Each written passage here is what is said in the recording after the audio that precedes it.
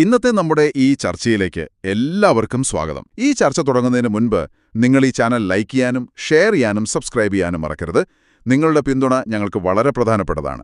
അപ്പോൾ ശരി, നമുക്ക് വിഷയത്തിലേക്ക് കടക്കാം. അസ്സലാമു അലൈക്കും വറഹ്മത്തുള്ളാഹി. നമ്മുടെ കൊറോണ കാലത്തിന്റെ ഒരു പ്രത്യേകതകളിൽ പെട്ടതാണ് സോഷ്യൽ മീഡിയകളിലേക്ക് എല്ലാം പറിച്ചു നടപ്പെടുന്ന ഒരു പ്രത്യേക സാഹചര്യം.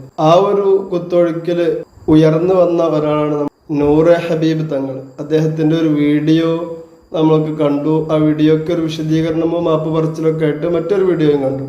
നമുക്ക് ആദ്യം ആ വീഡിയോ ഒന്ന് കാണാം, എന്നിട്ട് ഇൻഷാ അല്ലാഹ് ബാക്കി പറയാം. ഇപ്പൊ നമ്മള് തേനൊക്കെ തുറന്നോളി, നമ്മളെ നെയ്യത്ത് വെക്കാൻ കേട്ടോ. അതേപോലെ ഹൈന്ദവരായ ഒരുപാട് അമ്മമാരുണ്ട്, ചേച്ചിമാരുണ്ട്. ഇവിടെ ഉണ്ടോ അമ്മമാരും ചേച്ചിമാരും? ഇവിടെ ഉണ്ടോ? ഉണ്ടെങ്കിൽ ഒരു ഗുരുവായൂരപ്പന് എവിടെ ഇവിടെ ഉണ്ടോ? അവരോട് നിങ്ങൾ അടുത്തുള്ള ഹൈന്ദവ സഹോദരിമാരോട് നമ്മൾ തേനിലൂതുമ്പോ അവരെന്ത് ചെയ്യണം? ഗുരുവായൂരപ്പനെ മനസ്സിൽ വിചാരിച്ചിട്ട് അവരെന്ത് ചെയ്യട്ടെ? നിങ്ങൾ ഊതുന്ന സമയത്ത് അവർ ഊതട്ടെ. നിങ്ങൾ അടുത്തുള്ളവർ പറഞ്ഞു കൊടുത്തേ. അടുത്തിരിക്കുന്ന നമ്മുടെ ചേച്ചിമാരോട് അവർ തേന് വാങ്ങിയിട്ടുണ്ടെങ്കിൽ പറഞ്ഞു കൊടുക്കണം ഗുരുവായൂരപ്പനെ മനസ്സിൽ വിചാരിക്കാൻ. ഇന്നാ ലില്ലാഹി വ ഇന്നാ ഇലൈഹി റാജിഊൻ. എന്താണ് അദ്ദേഹം പറഞ്ഞത്? അദ്ദേഹത്തെ കുറ്റപ്പെടുത്തുന്നില്ല. അദ്ദേഹം അപ്പൊ പറഞ്ഞിട്ട് നമുക്ക് വിശദീകരിക്കാം ഇൻഷാ അല്ലാഹ്. അദ്ദേഹം ഇത്രയും വലിയ ഒരു വിവരക്കേട് പറയുമ്പോ അദ്ദേഹം പല പ്രാവശ്യം പറഞ്ഞിട്ടുണ്ട്, എനിക്ക് വിവരമില്ല, ഞാനൊന്നും പഠിച്ചിട്ടില്ല എന്ന് അദ്ദേഹം പറയുന്നുണ്ട്. അദ്ദേഹത്തിനുള്ള ഒരു ക്വാളിറ്റിയാണ് കണ്ടത്. ആര് തെറ്റ് തിരുത്താൻ വേണ്ടി പറഞ്ഞാൽ ഇപ്പൊ അദ്ദേഹം തെറ്റ് തിരുത്താൻ വേണ്ടി ശ്രമിക്കുന്നുണ്ട്. തെറ്റ് ചൂണ്ടിക്കാണിച്ചാൽ അത് തിരുത്താൻ അദ്ദേഹം തയ്യാറാവുന്നുണ്ട് എന്നുള്ളതാണ്. പക്ഷെ അതൊന്നും ഇത്തരം വിവരക്കേടുകൾ വീണ്ടും വീണ്ടും എഴുന്നള്ളിക്കുന്നതിനുള്ള ന്യായീകരണം ഒന്നുമല്ല. അപ്പൊ അദ്ദേഹം പറഞ്ഞത് എന്താണ്? നിങ്ങള് ഗുരുവായൂരപ്പന്റെ മനസ്സിൽ ധ്യാനിച്ചുകൊണ്ട് നിങ്ങൾ അത് തേനിൽ ഊതണം എന്നൊക്കെ പറയുമ്പോൾ നമ്മുടെ നാട്ടില് പഴയ കാലം മുതലേ നമ്മുടെ വയലിന്റെ സദസ്സുകളിലും മറ്റു സദസ്സുകളിലേക്കൊക്കെ, അതുപോലെ നമ്മുടെ നാട്ടിൽ നടക്കുന്ന ഇതുപോലത്തെ പരിപാടികളിലേക്ക്, നേർച്ചകളിലേക്കൊക്കെ, അക്ബറുകളിലേക്കും ഒക്കെ നേർച്ച നേരുന്ന ഹൈന്ദവ സുഹൃത്തുക്കളെ, സഹോദരിമാരൊക്കെ നമുക്ക് കാണാൻ കഴിയും. അവരോടൊന്നും ഇന്നേവരാരും നിങ്ങൾ ഇന്നയാളുടെ മന്ത്രിച്ചോളും അല്ലെങ്കിൽ മനസ്സിൽ ധ്യാനിച്ചോളും എന്ന് പറഞ്ഞതായിട്ട് ചരിത്രത്തിലില്ല.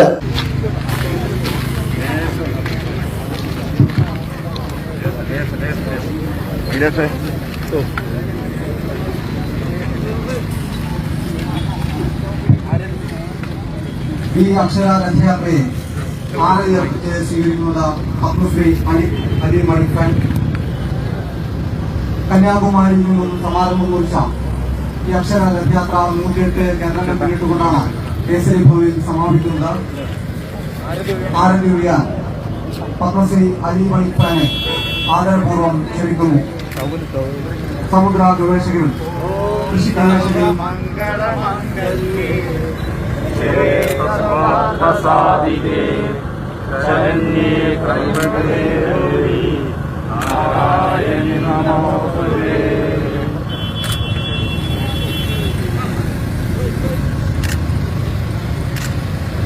ഈ യാത്ര പിന്നിട്ട വഴിത്താരകളിൽ പ്രമുഖ വ്യക്തിത്വങ്ങളുടെ സാന്നിധ്യം കൊണ്ടും സന്യാസിവര്യന്മാരുടെയും മറ്റ് ശ്രേഷ്ഠ വ്യക്തികളുടെയും സാന്നിധ്യം കൊണ്ട് സമ്പന്നമായിരുന്നു.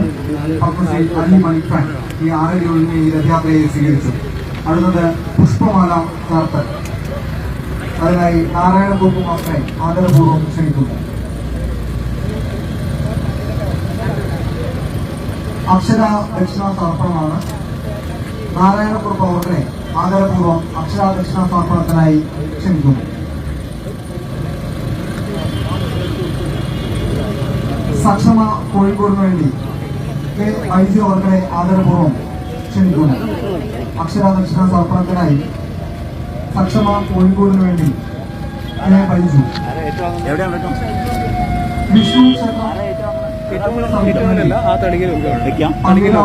വിഷ്ണു ക്ഷേത്രത്തിന് വേണ്ടി അക്ഷര ദക്ഷിണ സമർപ്പണം.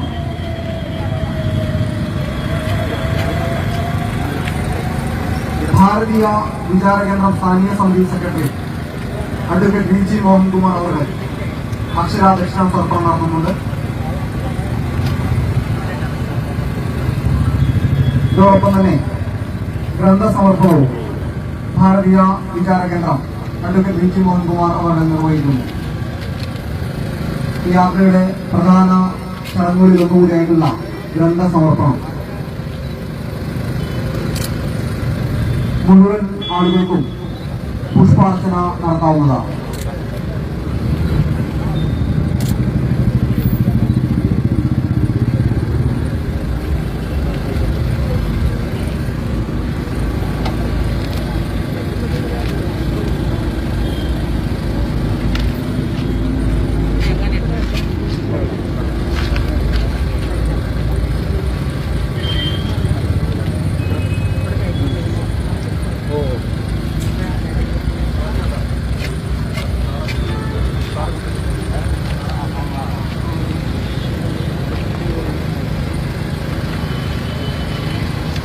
അപ്പൊ ചെറിയൊരു ഇവർക്കുള്ള മസാല പറഞ്ഞപ്പോൾ തെറ്റിയതോ ഒന്ന് വായിച്ചപ്പോൾ ഒന്ന് തെറ്റിയതോ അപ്പോഴൊന്നുമല്ല. പല വിഷയങ്ങളും ഇതുമായി ബന്ധപ്പെട്ട് സോഷ്യൽ മീഡിയകളിൽ നിറഞ്ഞു നിന്നപ്പോൾ നമ്മളൊന്നും ആരും കാര്യമായിട്ട് അതിൽ ഇടപെട്ടിട്ടില്ല.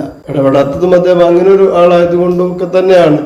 അപ്പൊ ഏതായിരുന്നാലും അദ്ദേഹത്തെ അല്ല കുറ്റപ്പെടുന്നത്, അദ്ദേഹത്തിന്റെ കൂടെയുള്ള ആളുകൾ അക്കാര്യം വളരെ ഗൗരവത്തോടെ ശ്രദ്ധിക്കേണ്ടതായിരുന്നു. പണ്ഡിത വേഷധാരികളായ ആളുകൾ കൂടെയുണ്ടല്ലോ.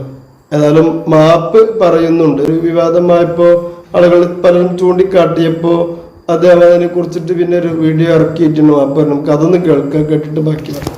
അസ്സലാമു അലൈക്കും വറഹ്മത്തുള്ളാഹി തആല വബറകാതുഹു. ഇന്നലെ 26/10/2025 ഞായറാഴ്ച ഇന്നലെ നൂറെ ഹബീബിന്റെ ഒരു മജ്ലിസ് നടന്നു.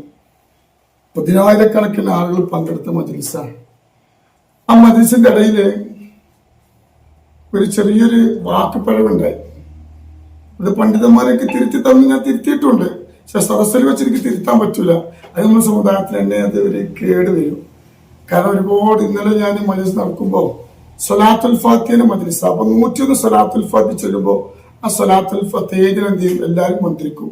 അപ്പൊ ഒരുപാട് ഹൈന്ദവ കുടുംബങ്ങളും സഹോദരങ്ങളും സഹോദരന്മാരൊക്കെ ആ മജ്ലിസിൽ വരാറുണ്ട്. ഇന്നലെ എന്റെ മുമ്പ് തന്നെ കുറെ ആളുകൾ ഇരിക്കുന്നുണ്ട്. അപ്പൊ നമ്മളെ ആളുകൾ ഇതിൽ ഓതുമ്പോ അവരിനിപ്പോ ഇതെന്താന്ന് അവർക്ക് അറിയില്ലല്ലോ. അപ്പൊ ഞാൻ എന്താ പറഞ്ഞത്, നിങ്ങളെ ഗുരുവായൂരപ്പനെ വിളിച്ചിട്ട് അതിൽ ഊതണമെന്ന് ഞാൻ പറഞ്ഞു. അത് തെറ്റാന്നുള്ളത് എനിക്ക് ഉസ്താദന്മാർ അവിടെ ഇരിക്കുന്ന പണ്ട് അപ്പൊ തന്നെ ശരിക്കും എന്നോട് പറഞ്ഞിട്ടുണ്ട്. പക്ഷെ അവിടെ വെച്ച് തിരുത്തുമ്പോൾ നമ്മുടെ സമുദായത്തിന് കേടല്ലേ. അപ്പൊ അതുകൊണ്ട് ഞാൻ തിരുത്താതിരുന്നത്. അതൊരു എനിക്ക് ചെറിയ വാക്കുപ്പഴ തന്നെയാണത്. ഇന്നിപ്പോ വിവാദങ്ങളൊന്നും ഇല്ലല്ലോ. അപ്പൊ അതുകൊണ്ട് പഠിച്ച റബ്ബ് നാക്കിന് പഴവ് തന്നതല്ലേ. അപ്പൊ ഇൻഷാ അല്ലാഹ് അത് പിന്നെ തെറ്റെന്ന് പിന്നെ അത് പറഞ്ഞു. അത് ഇൻഷാ അല്ലാഹ് അതിന് ഞാൻ എന്ത് ചെയ്യുന്നുണ്ട്, പിന്നെ തിരുത്തിയിട്ടുണ്ട്. നിങ്ങൾ ഇൻഷാ അല്ലാഹ് അതൊക്കെ നിങ്ങൾ എന്ത്, ഞങ്ങളെ കുട്ടിയല്ലേ ഞാൻ ഇപ്പൊ ഇഷ്ടപ്പെടി. പക്ഷെ നമുക്ക് നല്ല നിലക്ക് ഇനി മുന്നോട്ട് പോകാലോ. അള്ളാഹു ബർക്കത്ത് ചെയ്യട്ടെ, നിങ്ങൾക്കും അള്ളാഹു ബർക്കത്ത് ചെയ്യട്ടെ. ഒരുപാട് ആളുകൾ അതിനെ കുറിച്ച് വിവാദ കുറ്റം പറഞ്ഞിട്ടുണ്ട്. അതൊന്നും വേണ്ട, നിങ്ങളെ കുട്ടിയല്ലേ. അള്ളാഹു ബർക്കത്ത് ചെയ്യട്ടെ. അസ്സലാമു അലൈക്കും. ഇനി ഇവിടുന്ന് അങ്ങോട്ട് ഞാൻ നല്ല നിലക്ക് ഇൻഷാ അല്ലാഹ് ഞാൻ മുന്നോട്ട് പോകും. നിങ്ങളൊക്കെ അഭിപ്രായങ്ങൾ ഇങ്ങനെ പറയുമ്പോൾ നമ്മൾ തിരുത്തുമല്ലോ. നമുക്കതല്ലേ വേണ്ട, നമുക്ക് അറിവൊന്നുമില്ലല്ലോ. അല്ലാഹു ബർക്കത്ത് ചെയ്യട്ടെ. അസ്സലാമു അലൈക്കും. കേട്ടല്ലോ, എൻ്റെ അടുക്കൽ ചെറിയ ഒരു തെറ്റ് പറ്റിയെന്ന്. അദ്ദേഹം പറയുന്നുണ്ട്, ഞാൻ നിങ്ങളെ കുട്ടിയല്ലേ, നിങ്ങൾക്ക് പൊരുത്തപ്പെട്ട് തന്നൂടേന്ന്. അങ്ങനെ നല്ല പിള്ള ചമയേണ്ടതില്ല എന്ന് പറയാതിരിക്കാൻ വയ്യ. ഏതായിരുന്നാലും പിന്നെ കുട്ടി ഒരു കാര്യം, കുട്ടി അല്ലെങ്കിൽ പപ്പ ഒരു കാര്യം മനസ്സിലാക്കണം. നമ്മൾ ഇത്തരം വിഷയങ്ങളൊക്കെ പറയുമ്പോൾ അതിൽ വേറൊരു സംഗതി കൂടി പറയുന്നത്, ഞാൻ അപ്പ എന്നോട് മൂല്യമാർ പറയൊക്കെ ചെയ്തു, അപ്പൊ ഞാനത് തിരുത്താതിരുന്നത് നമ്മൾ സമുദായത്തിന് കേടാവൂലേ എന്ന് ചോദിച്ചു. ഇപ്പൊ നല്ല സമുദായത്തിന് നല്ല ഇസ്സത്ത് ഉണ്ടാക്കുന്ന സംസാരമാണല്ലോ പറഞ്ഞിട്ടുള്ളത്. തളപ്പൊരു കാര്യം കേട്ടിട്ടില്ലേ, കൂടെയുള്ളവരും തന്നെ കേട്ടിട്ടില്ലേ, സത്യം പുറത്തിറങ്ങാൻ ചെരുപ്പ് ധരിക്കുമ്പോഴേക്കും അസത്യം ലോകം ചുറ്റി തിരിച്ച് എത്തിയിട്ടുണ്ടാകുമെന്നാണ്. അപ്പൊ അതുകൊണ്ട് പിന്നെ ആ വീഡിയോയിൽ അതിൽ തന്നെ തിരുത്തപ്പെടുകയാണെങ്കിൽ കുറച്ചും കൂടെ ഒക്കെ അതിന്റെ ഒരു ഗൗരവം കുറയുമായിരുന്നു എന്ന് തോന്നാണ് എനിക്ക്. അപ്പൊ പറഞ്ഞപ്പോ അപ്പൊ തന്നെ തിരുത്തി ആ വീഡിയോ ആണ് പുറത്തൊക്കെ വന്നിക്കണെങ്കിൽ. അപ്പൊ അതൊക്കെ കൂടെയുള്ളവരും നല്ലവണ്ണം ഒന്ന് ശ്രദ്ധിക്കുക. അല്ലെങ്കിൽ പിന്നെ ഇത്തരം പിന്നെ അജ്ഞരായ ആളുകൾക്ക് പണം വെച്ച് കൊടുക്കുന്നതും അതുപോലത്തെ അജ്ഞത നിറഞ്ഞ അതല്ലെങ്കിൽ എന്തെങ്കിലുമൊക്കെ ഒന്ന് കാണുമ്പോഴേക്ക് അതിന്റെ പിന്നാലെ പോയി ആകെ ഒച്ചമുളക്കായി അഡ്മിന്മാരും മറ്റതൊക്കെ ആയിട്ട് ഇതിങ്ങനെ അങ്ങനെയുള്ള ആളുകളാണ് സത്യത്തില്, പ്രത്യേകിച്ച് സ്ത്രീകളിൽ നിന്നുള്ള നല്ലൊരു വിഭാഗമാണ് ഇത്തരം പിന്നെ വിവരക്കേടുകൾക്കൊക്കെ വളം വെച്ച് കൊടുക്കുന്ന വളർച്ച അവർ കൂടിയാണ് എന്ന് പറയേണ്ടി വന്നതിൽ ഖേദമുണ്ട്. ഏതായിരുന്നാലും ഇത്തരം വിഷയങ്ങളിലൊക്കെ ഇടപെടുമ്പോൾ വളരെ ഗൗരവമുള്ള ഒരു വിഷയം, വിശ്വാസപരമായ, അവിടെ വന്ന എല്ലാ ആളുകൾക്കും അറിയാം, ആ ഹൈന്ദവ സുഹൃത്തുക്കൾക്കും സഹോദരിമാർക്കൊക്കെ അറിയാം അവർ ഗുരുവായൂരപ്പന്റെ ആളുകളാണ്, അല്ലെങ്കിൽ ഹൈന്ദവ വിശ്വാസത്തെ പിന്തുടരുന്നവരാണ് എന്ന് അവർക്ക് മനസ്സിലാക്കിക്കൊണ്ടും അത് സമ്മതിച്ചുകൊണ്ടും തന്നെയാണ് ഇത്തരം വേദികളിലൊക്കെ അവർ വരുന്നത്. അവർക്ക് ഇവിടെ വന്നിട്ട് നിങ്ങൾ ഗുരുവായൂരപ്പനെ ധ്യാനിച്ചോളുന്ന പിന്നെ അങ്ങോട്ട് പോരണം, പിന്നെ അങ്ങോട്ട് ഗുരുവായൂർ കൂട്ടാപ്പാര, അങ്ങോട്ട് വരാം, അങ്ങോട്ട് പോയിക്കൊണ്ട് പറഞ്ഞാൽ പോരാ. അപ്പൊ അത്തരം വിഷയങ്ങളൊക്കെ ഇടപെടുമ്പോൾ പ്രത്യേകിച്ച് വിശ്വാസപരമായ കാര്യങ്ങൾക്ക് പരിശുദ്ധ ഇസ്ലാമിന് ലോകത്തിന് മുന്നിൽ കരിവാരത്തേക്കൊന്ന് ഇത്തരം നീക്കങ്ങളൊക്കെ നടത്തുമ്പോൾ ഒന്ന് ശ്രദ്ധിക്കണമെന്ന് വിനയത്തോടെയുള്ളൊരു അപേക്ഷ തങ്ങളപ്പാനോട് വെക്കാനുണ്ട്. കൂടെയുള്ളവരും തന്നെ അക്കാര്യത്തിലൊക്കെ നല്ലവണ്ണം ബോധവാന്മാരാകണം. മറ്റു കുറെ വിഷയങ്ങളൊക്കെ ഉണ്ട്, പിന്നെ അതിലേക്കൊന്നും വിശദമായിട്ട് കിടക്കുന്നില്ല. ഏതായാലും ഇനിയൊന്ന് ശ്രദ്ധിക്കുമെന്ന് പ്രതീക്ഷിക്കുന്നു. അസ്സലാമു അലൈക്കും. എന്റെ പ്രിയ കൂട്ടുകാരൻ, സുന്നത്ത് ജമാഅത്തിന്റെ കാര്യങ്ങളിൽ അൽഹംദുലില്ലാ സജീവമായി അവിടുത്തെ സമയങ്ങൾ ദീനിന് വേണ്ടി ചെലവഴിക്കുന്ന ഒരു വ്യക്തിത്വമാണ്. അതുകൊണ്ട് എന്റെ പ്രിയപ്പെട്ട മുഅ്മിനീങ്ങളോട് മുഅ്മിനാത്തുകളോട് ഓർമ്മപ്പെടുത്തുന്നു, നമ്മളാൽ കഴിയുന്ന ഒരു ചെറിയ സഹായം അക്കൗണ്ടിലേക്ക് നിങ്ങൾ എത്തിച്ചു കൊടുക്കണം. നിങ്ങൾ നൽകുന്ന സ്വാലിഹായ സ്വതക്ക അല്ലാഹു നാളെ ദുനിയാവിലും ആഖിറത്തിലും വലിയ ഫലമുള്ള സ്വതക്കയായി അല്ലാഹു കബൂൽ ചെയ്യട്ടെ.